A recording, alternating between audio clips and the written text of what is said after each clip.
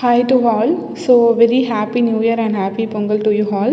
And இன்னைக்கு வீடியோவில் பார்த்தீங்க அப்படின்னா ஒரு ரெட் கலர் ப்ளவுஸில் சிம்பிளாக எலகெண்ட்டாக ஒரு டிசைன் பண்ணியிருந்தோம். ஸோ அந்த டிசைனை பற்றி இந்த வீடியோவில் பார்க்கலாம். ஸோ இனிஷியலாக வந்து பார்த்திங்கன்னா இந்த ப்ளவுஸ்க்கான சாரீ வந்து சேம் ப்ளவுஸும் சாரியும் சேம் ரெட் கலர் தான். அண்ட் அதனாலே வந்து பார்த்திங்கன்னா ப்ளவுஸுமே வந்து சேம் செல்ஃப் கலரான ஸ்டோன் குந்தன் ஸ்டோன் நம்ம யூஸ் பண்ணி இந்த டிசைன் பண்ணியிருந்தோம்.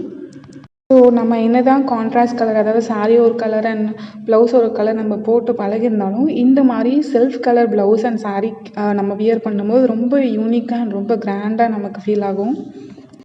ஸோ இதே மாதிரி ஸ்பெஷலாக உங்ககிட்டே ஒரு self sari and blouse colour இருக்குது இல்லையா? ஸோ அது என்ன கலர் அப்படின்றது கமெண்ட் பாக்ஸில் சொல்லுங்கள்.